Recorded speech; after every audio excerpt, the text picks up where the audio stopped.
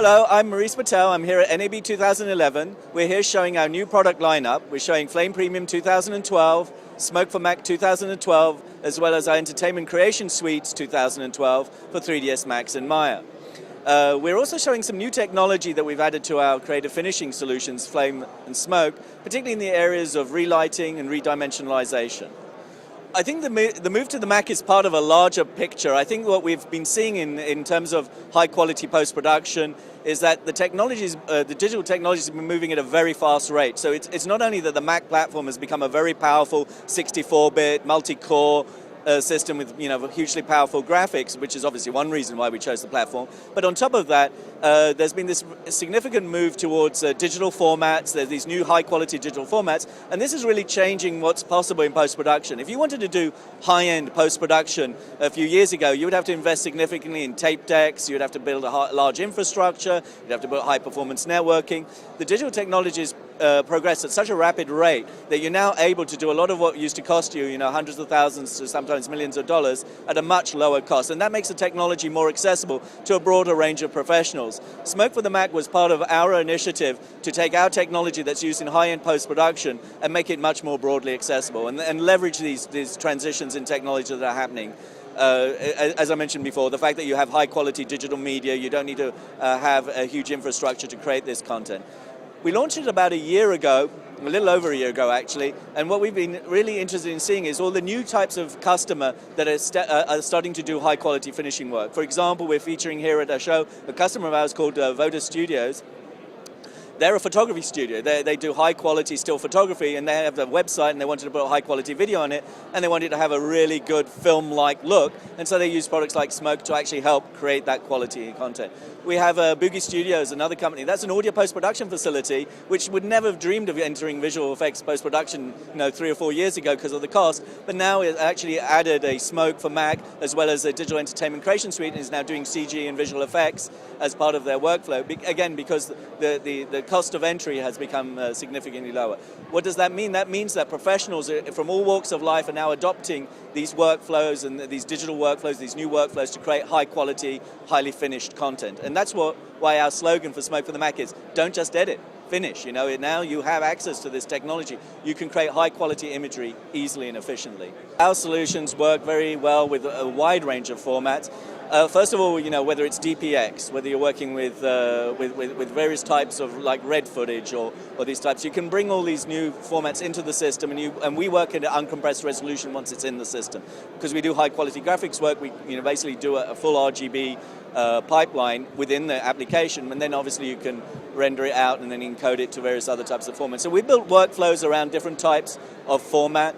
Very often we interface actually with other types of solutions. So if people are editing in Final Cut, they're working with ProRes, they load the timeline, we work off the original media, we process obviously uncompressed, and we render out and we create a ProRes file. So yeah, obviously one of the things we spend a lot of time and effort on is making sure that P2, all these types of new formats that are very important to our customers' workflows are supported by our applications. Interchange formats that we use to interface with the editing systems and get edit data in, we have full EDL conform, but then for more sophisticated conform capabilities, we support Final Cut XML as well as AAF if we're working with Avid. We support also the Avid DNX HD format. Again, we want our solutions to integrate into any editorial workflow and bring the graphics horsepower that we're famous for to those workflows so that they can again finish at very high quality, create the visual looks, the sophisticated visuals, the sophisticated effects, the high quality keying, the high quality compositing that our systems are well known for. At this point in time, really, Flame service a very different market. There is still a need for high performance, highly scalable systems.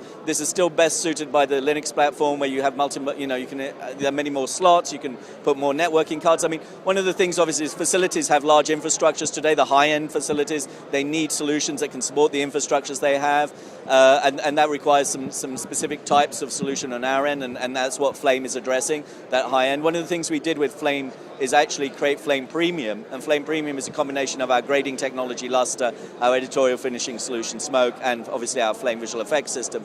And one of the things we've seen is that there's been a convergence that's been happening in the industry. Obviously, customers no longer want to build an hour of grading, an hour of effects, an hour of editing. They want a project. They come to our clients and they say, look, this is what I want to do, this is the budget, can you do it? And our customers have to figure out all those elements, so giving them the flexibility to have all of that within one application, making sure the workflows are very efficient between those different parts of the creative process, and then secondly, making sure that they have the horsepower to do that at a very high performance rate are critical elements of Flame Premium.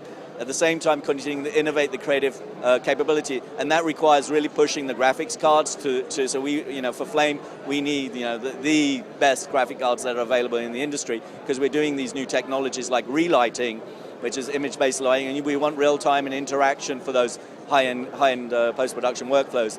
That really is Flame on Linux today. Now, where the technology goes in the next few years, I'm not going to predict that. Right. I mean, the technology changes so fast, it's very hard to predict how things evolve over time. I mean, it's a good question to ask whether we will do plugins and things. I think our actually, one of the things we've realized is that our core skill is 3D, yeah? Like we've been doing 3D for many times, and 3D we took it, whether it's CG animation or stereoscopic 3D. We've been doing stereoscopic 3D for more than a decade.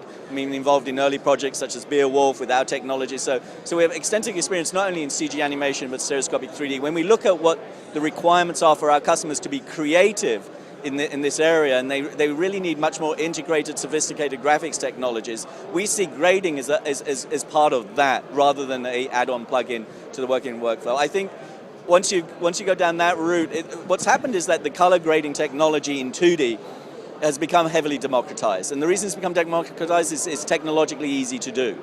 And we saw that for our own grading solutions, which is why we integrated it into Flame Premium, because we said, well, there's two things we can do. We can either take the technology and make a plugin out of it, or we can take it to the next level and explore new creative boundaries. And that's what we try to do. We try to think about, not, okay, we don't like the status quo. We don't like to say, okay, we're finished with this technology, let's forget about it and move on. We're like, how can we make this technology different and give people new creative capabilities, which is why we introduced relighting here. Relighting is the next generation of grading.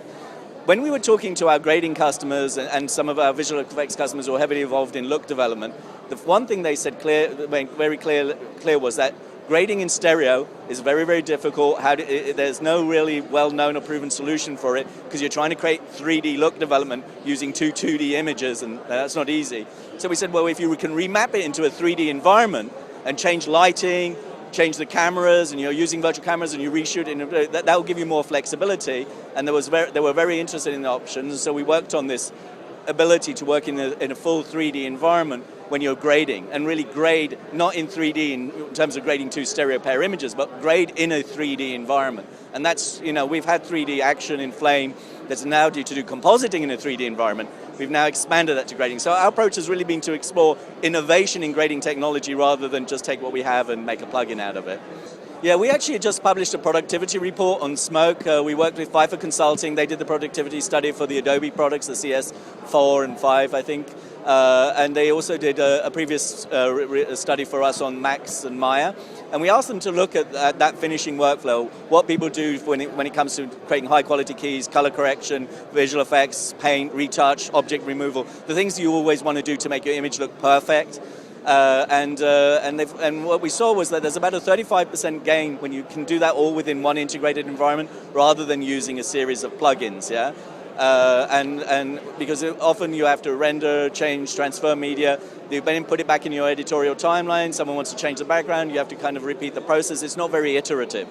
And obviously one thing that's key to creativity is being able to iterate fast on creative choices. And so, yeah, there's a definite advantage to having everything integrated into one environment.